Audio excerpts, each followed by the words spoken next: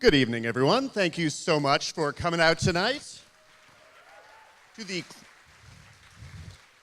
the closing night of the ATX TV Festival, screening of Showtime's City on a Hill, presented by The Hollywood Reporter. I'm Dan Fienberg, and we have a fantastic panel. We will have time for questions, God willing, at the end. So if you have questions, think them up now. And without further ado, let's bring out our panel, starting with series creator Chuck MacLean. That's you, Chuck. Executive producer Jennifer Todd. Executive producer and showrunner Tom Fontana.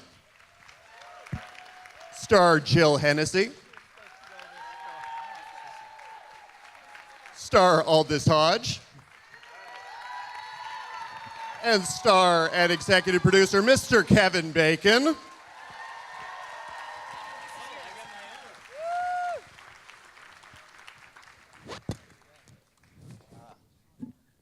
All right, I just want to say that I told Jill if she brought out the popcorn, I'd give her $50. So, and water too. Wow. you know, I'm giving. Well, the water's free. Oh, okay. But wait a minute. How y'all feeling? Y'all good? No, are you serious? Oh my God, this is the best job. That is an impressive wad of Gotta cash, come up, Tom though. Fontana. You just got a major come up. Here we go.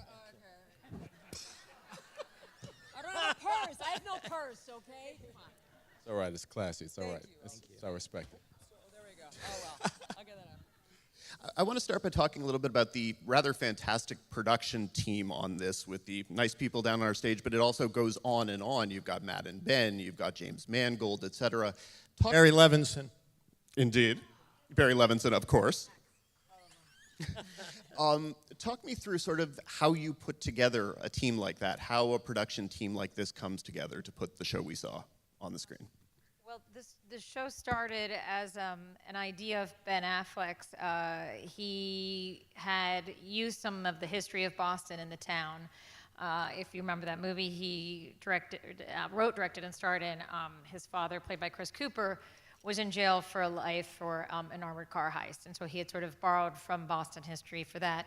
And he thought it would be a good idea to go back and do a show that was about the actual time of the Boston Miracle in the early 90s when crime was sort of rampant in the city. And so we brought the idea to Chuck, and then the rest of it is all his fault. So. Well, Chuck, the thing I like most about this is it kind of captures Boston's strange kind of contradiction between the way people think of it as this incredibly progressive, liberal city, but also there's this undercurrent, but also there's this undercurrent of very real old New England Puritanism and racism and conservatism. Did you sort of approach this wanting to capture those two sides and the contradiction?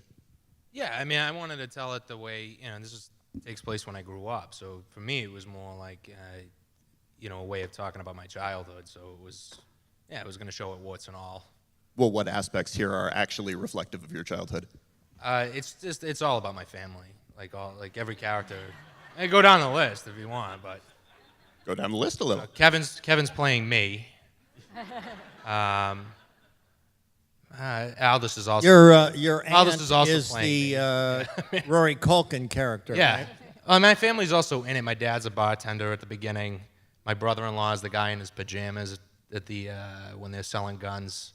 I basically just heisted Showtime and got 10% of everything that everyone had. Now, Whitey Bulger is a figure who looms so large over the mythology of Boston crime, and here he's really just a mention, and it's kind of a dismissive mention of him. How did you want to approach Whitey Bulger and his? I didn't really want to approach it at all. I mean, I was just sick of hearing that name and hearing that story every time Boston came up. So it was like I figured if we just got it out of the way, people wouldn't think it was like, oh, we're building to this, So it was like, let's just flush it down the toilet right away, and then we'll talk about the real stuff. It's like the least interesting story that happened there. I mean, that was a tail end of 30 years of that type of system. So, there was just a lot of other stuff we wanted to talk about. But he's not a figure who you ever want to get to in this series. No, I mean, I think, it's more important as a top echelon informant program that he was a part of. Like, that's the stuff that we really want to, get into eventually. But yeah, I grew up with that story. It was on the news every night when I was a kid. I'm just tired of it. Just. Now, Tom, when you've done Homicide, when you've done Oz, when you've done all the shows you've done, what gets you excited about a crime story? What gets you involved with a crime story? Well, a crime story generically doesn't get me very excited, but when Showtime asked me to watch the pilot that they'd shot, I was stunned by Chuck's writing, and I was stunned by the incredible cast, and the fact that it was dealing with, without it being like, we're dealing with racism, we're dealing with misogyny, we're dealing with government corruption, we're dealing with any of the other issues that we're all facing today. It was a very human drama, and I thought, wow, that's something I could be a part of. And Kevin, Jackie does some pretty bad things in this pilot, which makes him a difficult person to like in a sort of conventional way. What did you latch on to that you respected about him? That I respect about him? Yeah. Ooh. You know, I don't really stand back and judge the men that I play. I mean, it's really more about just, you know, Jackie does things, says things, and most of the time, he thinks he's doing the right thing, you know. So, except for those moments when he doesn't. But for most of the time, he thinks he's doing the right thing. So when I'm walking in his shoes, that's all I have to focus on. You know, everybody else can stand back and say all the things that they're going to say about him.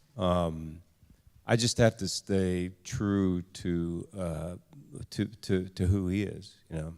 And does any of the sort of casual racism, et cetera, when you're spewing any of that on screen, does it get you sheepish when you're done with the take? Yeah, definitely. It does. On the other hand, you know, like, I don't do things as an actor that I'm worried about are going to reflect on me as a person. You know what I mean? And I think that's kind of the difference between an actor and a celebrity in a way, you know, because if you're an actor, you just play the guy, you know, and you tell the truth of who that guy is. So yeah, I mean, it does make me a little squeamish sometimes, for sure. And I kind of feel like it's really up to people to judge him. And you know, I know how I feel about him and the things that he says and the things that he does. But more importantly, Jackie is not judging himself for the most part. For the most part, he has no judgments on himself, except for, as I said, for those moments that he does. And one thing that will surely be judged by many people is the mustache. What was the workshopping process to come to that mustache? You know, well, I can tell you that a lot of him is honestly a little bit based on Chuck in a way, because if you look at Chuck, he's got some facial hair now, but when we first met, he just had the mustache and other things, and I was just like, well, okay, that's close enough. I'll just play that guy, you know, but also, you know, Jackie's one of those parts where sometimes I read a part and I go, it's going to take me a little work to figure this. I think it's a good part, you know, but I'm not quite sure. But it's going to take a little work to sort of get in there and do some backstory.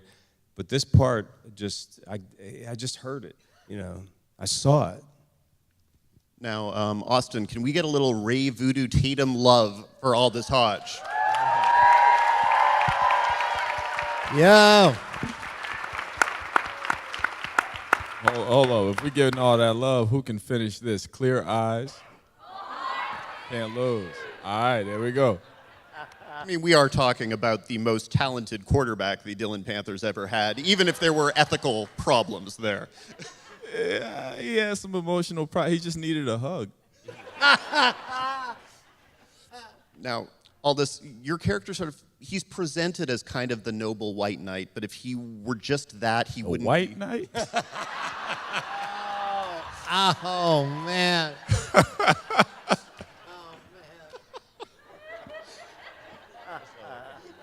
Yeah, what'd you mean by white? What you trying to say? No, go ahead, brother. Go ahead. But if he were just that, he wouldn't necessarily be an interesting foil or partner for He'd Jackie. be boring as hell. Exactly. What were you able to find about this guy's kind of prickly characteristics? He's got this pride that's interesting. He's not necessarily the best guy. Yeah, well, I'm not gonna give you all the cookies right now, but a thing that I really dig about the character, which I think Chuck does well, is the exposition of duality within people. You know, not all good, not all bad. And with this, my primary thing was to make sure that he wasn't boring, you know, because he is trying to play the good guy to expunge all this badness within the judicial system of which he's working within. But I think it's like once you get into an arena, in order to survive, you got to know how to speak the language. You know what I mean?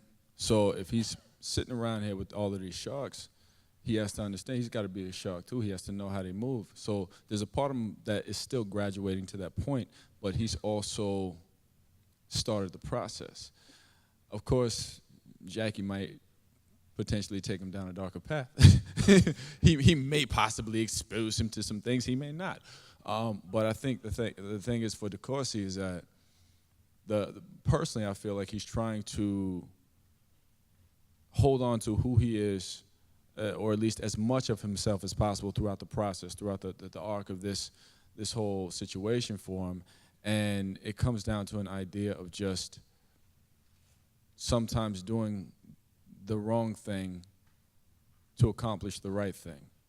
And he's got to figure out at times how much of this moral compass am I willing to risk in order to achieve, you know, the victory at the end of the day.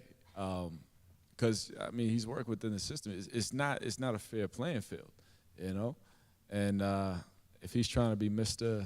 Goody Two Shoes, he's going to be iced out. You know, he's going to be. So yeah, he's got to get a little dirty. That's all right, you know, a little dirt under those fingernails. But he can sleep at night. He can look himself in the mirror and say, "Hey, guy, you did okay today. Gosh darn it."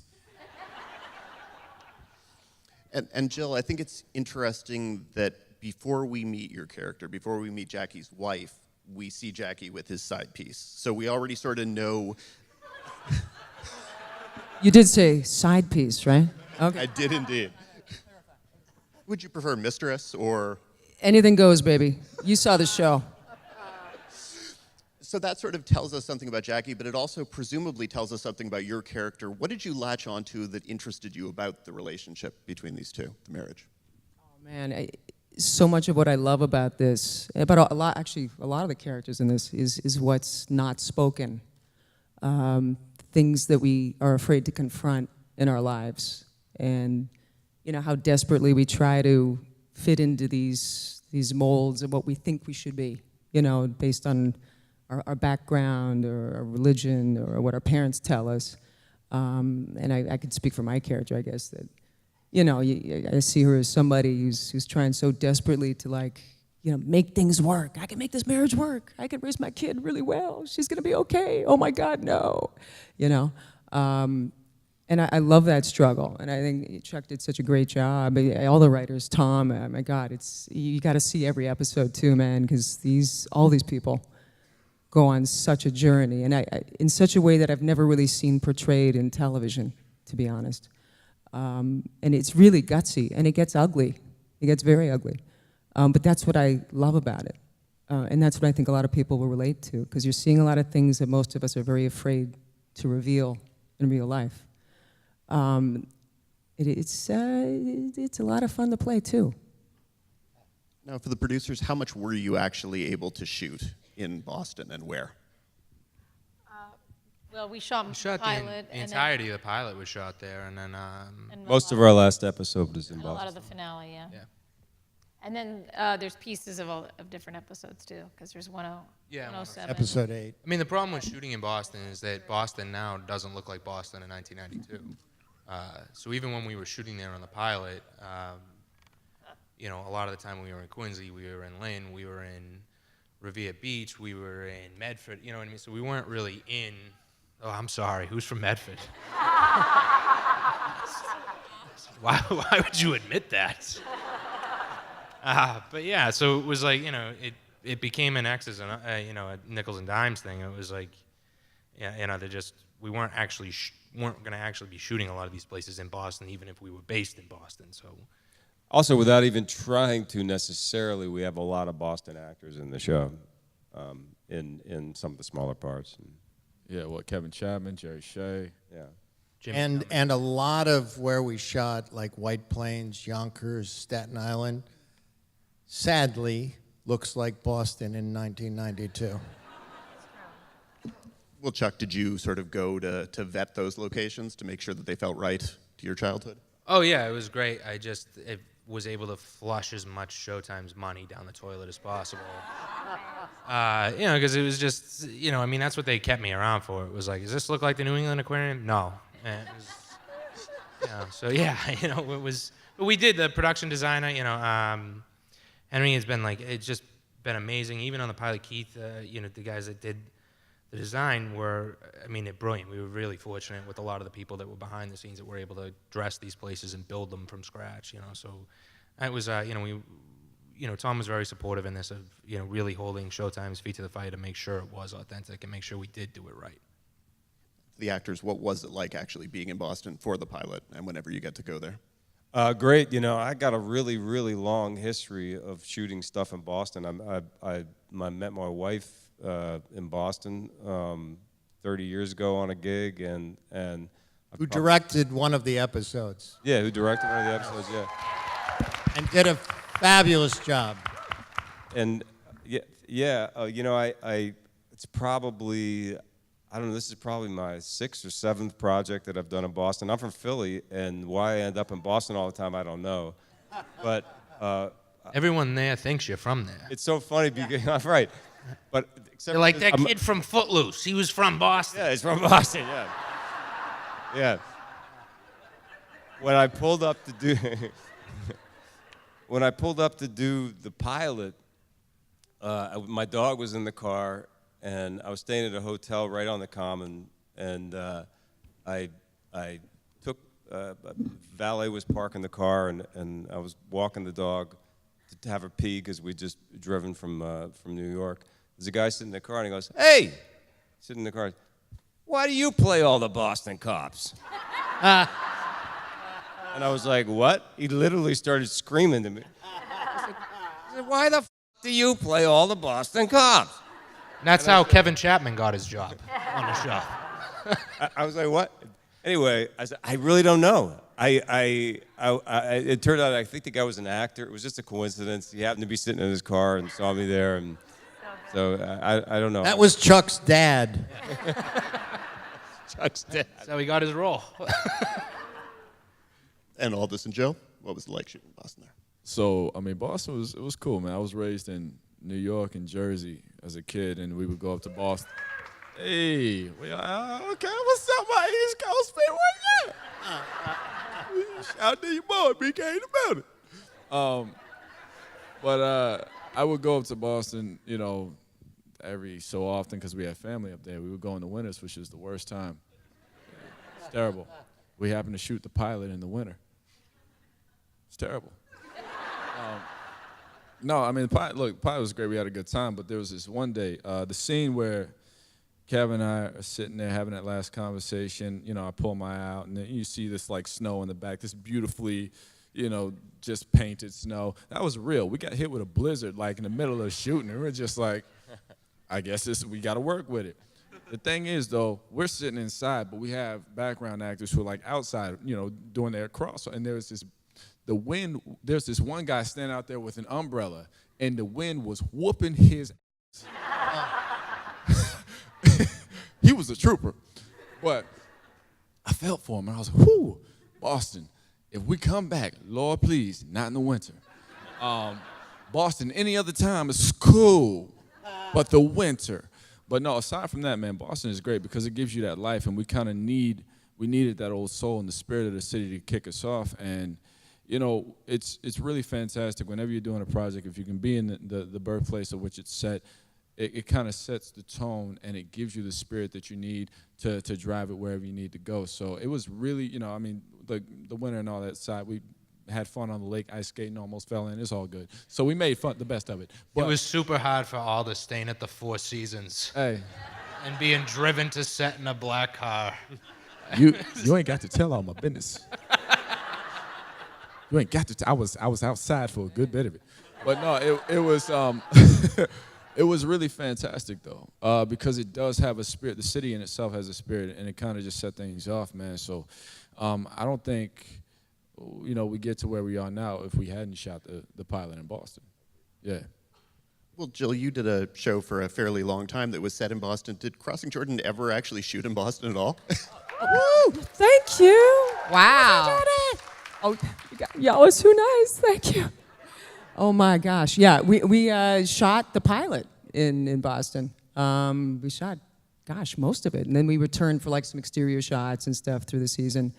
But I mean, Boston's such a great character in any piece because it's such a vivid city, man, and the people are just so, they're out there. I mean, they make their presence felt. You know what I'm saying? And I feel like that's the setup to a story of some. Exactly. So let me tell you about this time. The bar at the Four Seasons. Jeez. Yeah, it was so hard getting to set in the limo every day. Yeah. But actually, there was one night, actually. The woman who plays my mother, Catherine Wolfe, you know, we finished shooting. We were in Quincy, right? The row house was in Quincy. Bitter, because we were on the tail end when we shot that scene. It was the tail end of that ice storm. It was one of the worst ice storms on the East Coast in decades or something, I heard. At least they were saying that on the radio, being dramatic. I don't know. You're right. But yeah, I had the best time, you know, at the bar at the Four Seasons with Catherine Wolfe. I'm being honest. This is full disclosure. You guys know me very well right now. But yeah, it's great to be in Boston. I mean, what's great too is, you know, you go there and there's a sense of camaraderie too. I mean, people coming up to you saying, you know, oh my God, you're Crossing Jordan. Yeah, you're Boston, right? You're Boston. And I'm like, yeah, I'm Boston. Yeah, of course I'm Boston. From Canada, but you know, Boston. Via Austin and New York City. And obviously, this brings accent challenges. How did you guys approach the Boston accents, each of you? Well, I didn't have one. The course is from Brooklyn, so I was good. Yeah. You know, I try not to think of it as an accent so much as I try to think of it as just Jackie's voice, you know, and that goes beyond just what the actual sounds are. It's more about, like, to me, it's about the placement of the voice and the music of it and the way it's written. And Chuck's writing is so Boston that it kind of almost delivers. I mean, literally, he'll literally write things that will kind of help you or give you some insights in ways that will help you find it. You know, one of the things about any accent, especially Boston, though, is that if you do it, 99% of the people in Boston are going to say, "We don't talk like that," you know. So you just have to say, well, everyone in Boston is going to hate my accent, but that's only one city. You know, the people in Philly are probably going to be okay with it. So that's number one. You have to give yourself over to. The second thing is that even within Boston, there are a huge variety of accents. I mean, even within matching brothers, two brothers. If you listen to Tucker and Mark O'Brien, they have, you know, slightly different accents. And I always think about, I'm dating myself a little bit, but Car Talk on NPR, you know, they're two brothers, and I'm an accent like analyst. They have very different accents, but they were clearly raised, I think, in the same house with the same parents, and so there's no like absolute right or wrong way to do it, you know, and it's like I said, it's more about the overall voice of the character. And Jill? I like to keep Chuck MacLean in my head at all times. At all times. But also when we were filming, actually no joke, it's great. But while we were filming in Boston too, I listen. You listen to everybody, you talk to everybody, and just try to absorb it. Plus, my character, it was sort of set in the North End, I presume. So I was like, Google, in 1992, and like you're saying, there were so many different dialects and accents throughout Boston. But even time will change things as well. And I got fixated on this one guy on YouTube who he was 89, on some series called, I think, American Tongues, and they were going over American dialects. And it was fascinating, and they were going over the different regional dialects, and I don't know, that helped me a lot too. I became obsessed, so. I will say this, Chuck makes all the writers on the show speak in Boston accents. Yeah, he's not joking. That's true. Now, Tom, when you said you came in after the pilot, so what was your relationship with Chuck? How did you guys work together? We spent one night in a motel room together, and there was magic. Luckily, it was over very quickly. I was asked by Showtime to watch the pilot, which I did, and I thought was stunning. I thought Chuck's writing was incredible. I thought the cast was amazing, and they said, "Would you be the showrunner?" And I said yes. We did do some reshoots on the pilot. We also restructured it according to the original way the script was written, and that's what you saw tonight. But we'll talk a bit about the structure, because obviously they're the sort of two sides, well, actually three sides of the narrative, because these two guys each have their stories, and then the Tucker storyline. So how did you want to build the story out? What did you have to rewrite on that? For when we redid it, you mean? So what was the original version? Then what did you change, and then what did you change back? I guess. I mean, it was just more. I think like for Showtime to sell it to CBS, they cut the show along the plot lines of it, where the show was always written through the characters. So like the tensions and the way the story rose and fell, it was all based on character moments. And so when you cut along plot, you don't really get the tension that you need to drive it. But it sold the show, it got made, and then luckily Tom came in and was like this and went back to the way that it was written.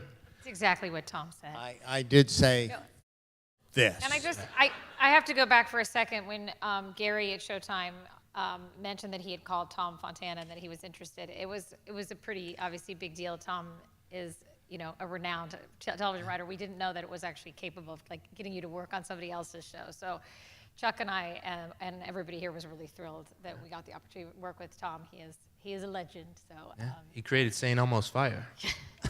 We don't gonna get that. And it's a decision they have come to regret, but that's okay. I'm here. And how did Kira come to be involved directing, other than obviously knowing the story? Listen, this show is nothing but wall-to-wall nepotism. I mean, you swing a cat on the show, you're going to hit somebody's wife or son. No, I will say this. I worked with Kira before I worked with Kevin, and I fell in love with her. And when I was at an opening night off Broadway, it had nothing to do with Kevin. She and I were sitting there, and she said, "Oh, if you think it'd be okay, maybe I should come and direct it." And I was like, "Definitely." It literally never had anything to do with Kevin. I mean, it is. Tom, it is who's your true. favorite? I mean, Who's your favorite? Of the two, Yeah. Kira. Seriously? Hands down. Let's see if we can get some questions from the audience. There's a microphone there and possibly there. Stunned into silence. Oop. Nobody? Oh, there we go. Oh, don't be shy. All right, there we go. I guess to Chuck and Tom, do you guys have kind of a predetermined end point that you want to get to with the story? Are you really looking at it as very open-ended? You know, how are you forecasting moving forward with the show?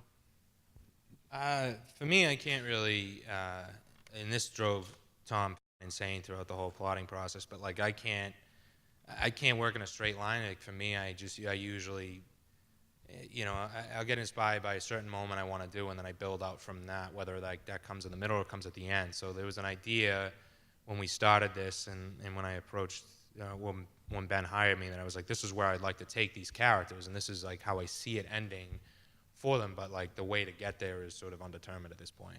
I mean, I have it in my head, but I'm not going to tell anybody because then Showtime will get rid of me. So. Hi, I'm Denise, and this is for Kevin, my 84-year-old mother, and I remember you from Guiding Light. Oh! And she asked me to tell you hello. So, hello. That's so great. Yes. Tell her that Tim, the teenage alcoholic, says hi. Yes. And actually, when we were driving here today, we saw a truck go by that said Werner on it, and I told my husband, I said, that was Kevin Bacon's character's name. It was Tim Werner. So, Tim Werner. Yeah. And so my actual question is, so now that we're on That's it. terms, You've used up your time. Thank you. am I 0 or 1 degree of separation from you now? Because I don't really know how that works. So I just wanted to ask. Actually, you're in the 5th row, so you're 5 rows of separation from. Thank you. You are whatever you want to be. Oh, this question's for Kevin. How would you compare and contrast your experiences with episodic TV, with like The Following, with this, and your film experience? Well, you know, I feel like the thing about doing a movie is that you get the whole thing, right? You see all of the scenes that your character is going to play. You have the whole package right there. And you go to work thinking, I got to make sure that I try to tell the story of this character. And there's a chance that even if I do my best on 8 of these scenes, 4 of them might be cut out. And that's that's kind of a terrifying sort of proposition. The great thing about television is that in multiple seasons, you can explore so many different layers, you know, and we can talk and sit and talk about the different things that we want to see Jackie go through in the course of a season, but also in the course of multiple seasons. And it's like way more stuff maybe than you get in a movie. So, you know, if you could find a TV gig like this one, that even though it seems like a crime show, and we do have murder and mayhem and all those kinds of things, it's really a story about, as Chuck has said numerous times, about all of these characters, his character, her character, and then about 6 or 8 or 10 more characters, and that's what's really, really exciting for us. That's the we like to play. Thank you. Sorry to do this, but this is also for Kevin because it's just in my mind now. Because should the rest of us leave? I'm sorry. I'm thinking about your role in Patriots Day and playing a real person and in that moment of for the city and how united the city became, and now you're going backward to this time frame when the city was not united and was a completely different feel and vibe and everything. How do you approach that? How do you think about that? Well, you know, the interesting thing, you mentioned Patriots Day, where I was a Boston FBI agent, a real actual guy who was the head of the Boston field office at the time when the bombings happened. But I also played the Boston FBI agent in Black Mass, which is more aligned with this. It was a thing about Whitey Bulger and John Connolly and his relationship to Whitey Bulger. So, you know, I've stepped into this world a number of times, and I don't know if it's a coincidence or if it's just, you know, I don't know if it's something that I'm meant to explore in some kind of ways. I think that Boston is interesting because even though it's a really big city, it feels like a really small town. So it makes it like inherently dramatic because everybody knows everybody in that town and knows what's going on with everybody, and I think we tap into that a lot in this show. So you know, I'm happy to have been in those movies, both from the FBI standpoint. This is my fifth FBI agent that I've played, but also just from understanding that city and that era. It was great built-in research. Thank you. Does it say FBI guy on your resume now? No, it should though. Hi. So my question is for Aldis. So me and my sister were huge fans of Leverage, and just yeah, that was a good show. But I get the sense like this role for you is a role that you really wanted and probably waited a while for. And so my question was, how did you come to the role, and how do you feel about the role, just embodying it in a sense of being the character that you are, and you know, being a person of color in this narrative? How did you feel about having that opportunity, and how long did you wait to get a role like this? I waited until I needed to pay my rent. And yeah, that sealed the deal for me, yeah. No, actually, the timing of this was pretty fortuitous because I had just, the top of the year that I had, right before I got this, the top of the year I was on a show called Underground, which had just been canceled. And yay! Are y'all clapping for it being canceled? I don't know what was But, you know, for me, I was looking for the next, job that had a little more meat, a little more gravitas. So, you know, it wasn't like my phone was ringing off the hook, but there were definitely projects that I passed up that didn't have the substance. And when I read this script, and, you know, I think I got the first two scripts, I read it over and over, and then took my time. I actually took a couple months before we got down to it. But, you know, for me, I was looking for substance. You know, if I'm going to be attached to something for, you know, seemingly potentially 5-6 years or whatever, I want substance. I want something that's going to build on real gravitas, some real foundation for character building, but also has something artistically to say. And once I reread the scripts again and you know, talked to my team, we reached out and was like, hey, let's approach this. You know what I mean? And honestly, I ran into, it's just weird. I ran into Joanna Fuentes, who's the head of PR for Showtime, at a party. She was like, have you heard about the show? I was like, yeah, I got the scripts. I read the scripts now. She's like, you need to get on that. I was like, I'm going to get on that. I'm going to get on it. You know, and then we reached out, and my first conversation was with Chuck and Michael Quester, who directed the pilot. And we really kind of just got into all of the details of who this character was, the point of this character, where it could go, all this kind of, we got into the details. And then after that, we met up in LA, and, you know, had the audition, and I just got lucky it went my way.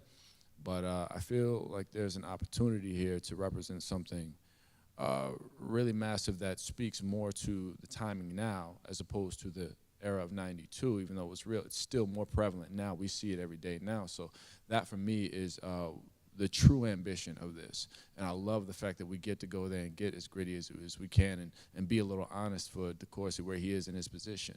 And we do go there. So for me, I just see massive potential for this, and I'm just really grateful. Yeah. Thank you. Thank you. I was just curious because you said this story had a lot to do with your life. I was curious how you got it from being an idea to being with Showtime and then on air. What was that process? I think. Well, you wrote the pilot, and then we brought. Well, I mean, that how to Showtime. I got it there though, I think was like, Ben was like, "Who's the dirt cheap version of me?" Yes, And but it was. she's not gonna let me talk I the give rest up. of this event. I'm not- No, but I mean, what happened was, like, you know, Ben had the idea that, you know, really what's in the season now, what comes after the pilot is he had the Ryan brothers storyline, and he pitched that to me, and, you know, I've been waiting for that moment. Like, I didn't know screenwriting was a job until, like, I'd seen Good Will Hunting, and I was like, well, if these goons can do it, I can do it. And like I like to remind Ben, I was 11 when that happened. So, you know, I'd been waiting for that meeting my entire career, and I got there, and I just was like, you know, I was like, yeah, well, what about this, this, and this, and this? And I think at the end of it, he was like, I'm going to give you a lot of money if you just shut up and let me go train to be Batman. And so, I mean, really, like, you know, Affleck was like the greatest producer I'd worked with up to, like, at that point. He just sat me down and, like, you know, he in all honesty, laid out what he wanted to do, and I pitched him some ideas, and at the end of it, he was like, he literally was like, go do your worst. Like, that's why you're here. Like, you know, I've read your shit. Go ahead and do it. And so, like I've told Showtime a million times whenever they're like, why is your sister in the show now? It was like, you know, it's like I did the Godfather thing that Coppola did. It was, you know, I did not think I was ever gonna get here again. And so I was like, I'm gonna hire everybody I want, you know, and that's really how it translated. And the script was the same thing. I was like, I'll just use this story and this story and this story, and just threw the kitchen sink at it. Okay, let's get one last question from there. Cool. So, Chuck, this is a question for you. When it came to the DA's character being a black man in this story set in Boston, why did you decide to have him be from Brooklyn rather than like Dorchester or Roxbury, things like that? The character of DeCourcy Wood is loosely based on a number of people, but the details of his career and sort of his background were based on Ralph C. Martin, who was appointed DA by Governor Weld in, I think, 1991. And so having, you know, he had been on the St. Clair Commission and researching, like, I think researching Charles Stewart for a different project, and I'd read about Ralph Martin, and it was really interesting, like his point of view of it, having not been from Boston, having not really understood what the history of the city was, and him coming in and then really just not giving a fuck. I mean, that was like the great thing about Ralph Martin, was that everyone told him when he took the job he'd be out of it in 6 months because people in Boston would never support a black district attorney. But he kind of figured out, like, in Boston, if you do your job well, people will keep hiring you. And so he started cleaning the city up, and that's how they brought him back. So it was like that outsider's view of coming and not caring what the rules were, not caring what people were going to tell you about how far you could go. That was how I wanted to, you know, bring us into the story. Thank you. Thank you. Well, thank you all so much for coming tonight, and thank you to Chuck, Jennifer, Tom, Jill, Aldis, and Kevin.